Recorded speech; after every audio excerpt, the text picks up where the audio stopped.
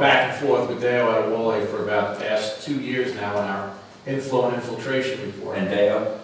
Yes. And he is? He's the New York State DEC rep from Region 3. We've managed to test the entire sewer system. We've removed the concept of roof leaders being a problem. Now we're concentrating on what's getting in from the ground. There's a good possibility sump pumps are a problem. When I first came here, I looked at 7 houses. 5 of them had their sump pumps tied in, and they were all over the town. One, as a matter of fact, right next to Kathy Finnerty's house on Filer's Lane. Another one was up on Heights Road, right near the playground that's up there. So I would say it's pretty well spread all over town. It's technically a violation of NYSDEC and EPA laws regarding discharges of runoff or groundwater into sewer systems. We do not have combined sewers here in the town of Stony. So it's something that has to be corrected. And it is something that is going to be a major benefit to the town, simply because by reducing all that excess water getting into the system, first of all, we won't be bypassing to Haverstraw. Secondly, our treatment costs will go down because there's less water being treated at the plant. A third benefit is that opens up more treatment capacity at the plant for more development. So that's why I'd like to get this message out to the town's residents to please disconnect your sump pumps from our sanitary lines. I'm more than willing to meet with the homeowners and give them suggestions on how to handle the problem. Okay, I know this was brought up, and I wanted to make sure the board was aware of it. I know council will put something together. They'll take your information here that you've given us, maybe put something together where we can at least get the information out to any, I guess, each and every one through websites or wherever else we have to, Right. To make sure people realize, like you said, maybe back in the 50s and 60s when people were doing this, it was okay to do it, but obviously nowadays it's not. Yes. So, I mean, we can.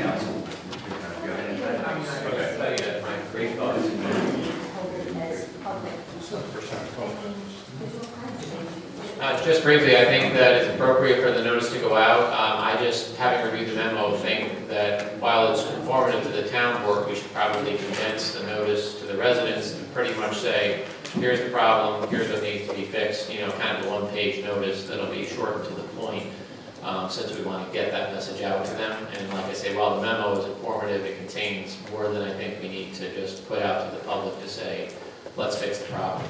So we can work with Mr. Mark, certainly, on putting that together. Thank you, Ron. Thank you, Kevin. Okay. Why can't you put programs together and look for grants and help the residents solve the problem? Number 6, natural gas contract. It's approval needed for a natural gas contract expiring November 30th. Current contract is with Hess Direct Energy, paying $6.039 per EPH. New 2-year fixed price at $4.76. It's a savings to the town of $10,829 a year, and I need permission to sign it. So moved. Second. There's been a motion and a second. Any discussion? All in favor? Aye. Opposed? Motion carries. And where do we have number 7 on this? Okay. Okay, and that was it on nothing added, right? Oh, I apologize. Hold on. I should, yeah. That was just handing out for I wanted to go back. I mentioned about the restrooms. I just got to find a resolution.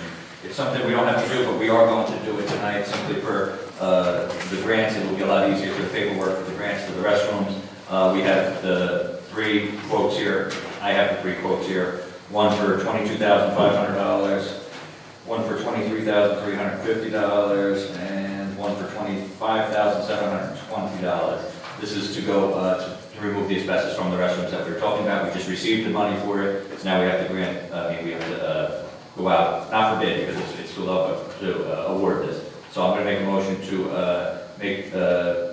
for branch services to remove the asbestos at a cost of $22,500. This will move the restrooms along quicker. Second. There's been a motion and a second. Any discussion? All in favor? Aye. Opposed? Motion carries. Okay, on that matter, we will go back to the public hearing, and this, I guess we'll open the public hearing. Public hearing for the preliminary budget. Open the public hearing. Make that formal motion. Second. Been a motion and a second. All in favor? Aye. Opposed? Motion carries. Before we have anyone come up, I just wanted to make a few comments. Just give me 1 second to grab that one.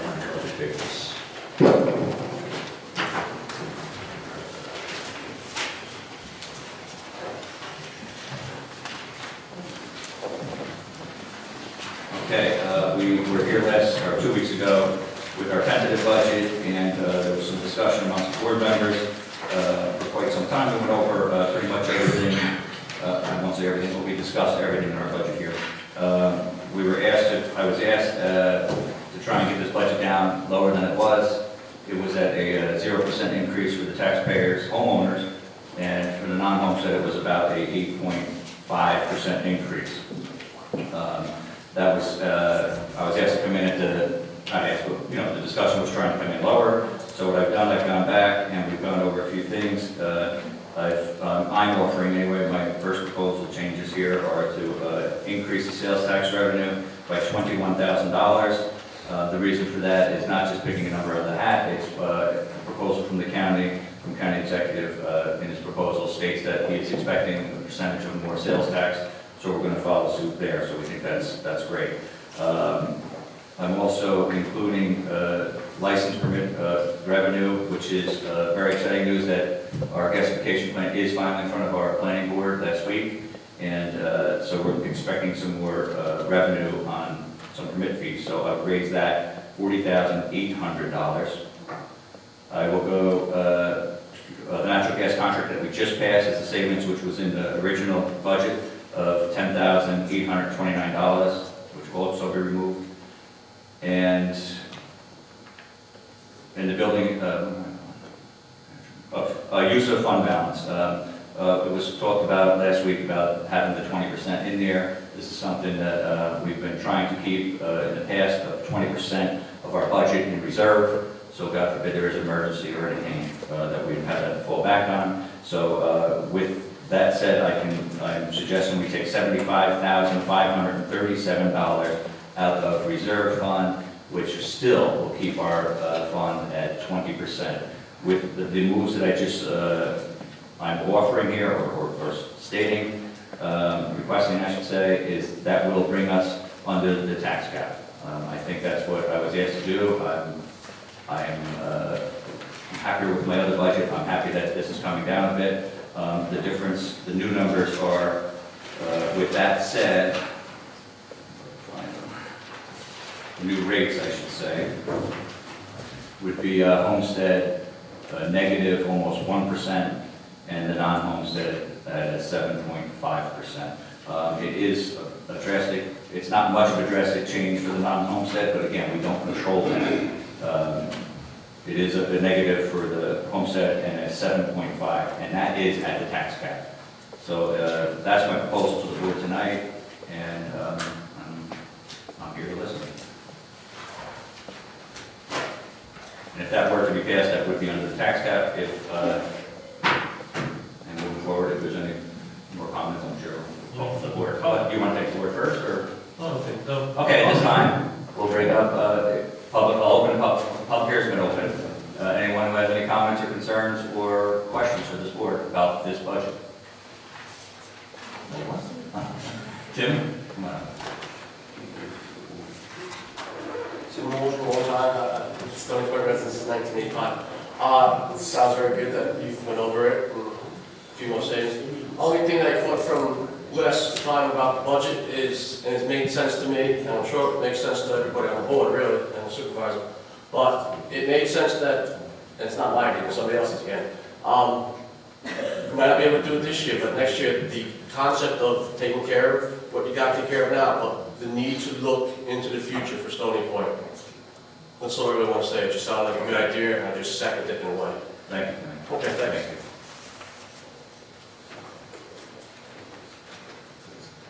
Any, Joe?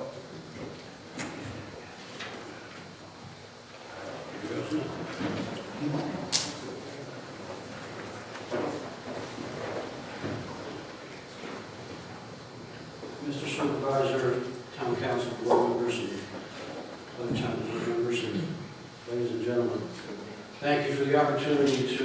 Joe, if you could just state your name for the record. Joe Sagelbacher, resident of Stony Point since 1966, president of the ambulance corps, at least till the end of the night. I don't know what's going to happen. What does that mean? Good positive.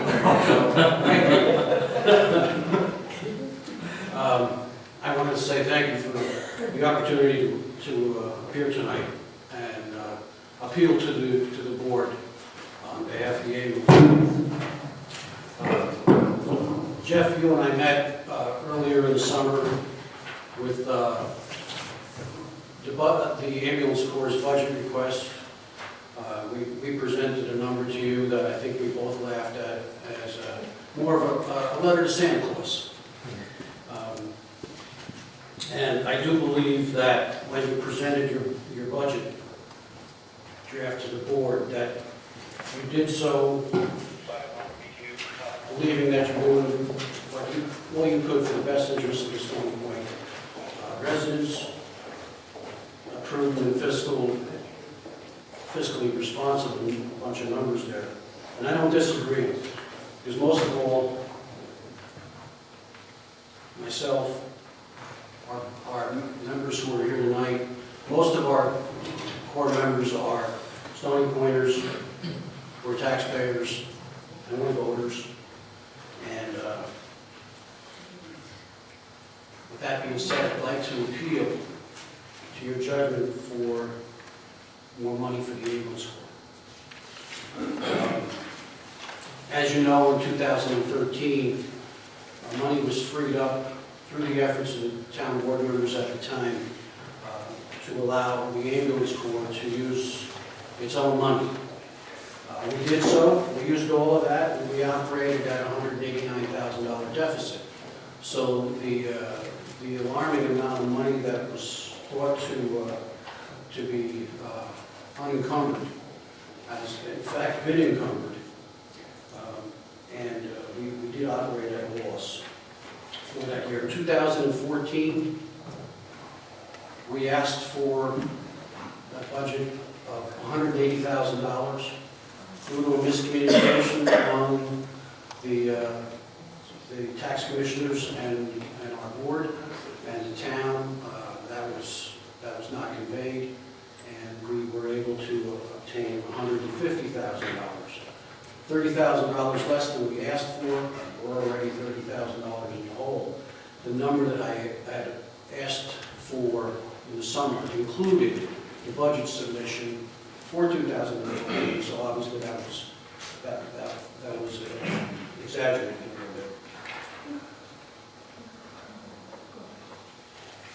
little bit. We've operated with that $150,000 that was from the town reserve fund. So for the past 2 years, there has been no impact whatsoever to the taxpayer. Obviously, the number that I appealed to you with was unrealistic, but a realistic number of perhaps $300,000 would, if my calculations are correct, it would impact the taxpayer average of $9 a household. Or if you spread it out over 3 years, $3 per household. There are a number of different accounts which the town has said that they cannot fund. Yet, when we take into consideration our fund drive efforts and donations, those amounts don't allow us to fund the programs that the town can't support. So we're getting hammered. We talked about the opportunity for the ambulance corps to bond the purchase of our ambulances. I've spoke with our accountant who spoke on our behalf to an attorney who, not our attorney, I think his name is Michael Schachter, who said that the ambulance corps doesn't qualify for bonding. That the only way that we could take advantage of the bonding issue is if the town purchased our ambulances and then leased them to us. I didn't think you guys wanted to be in business of doing that. So we're left with the method of purchasing our ambulances. Our income to debt ratio perhaps does not allow us attractive financing for financing our ambulances with a lifespan of 5 years. We wouldn't be able to pay for the ambulance before we traded it in. This particular ambulance that we just received should be in service in less than a month.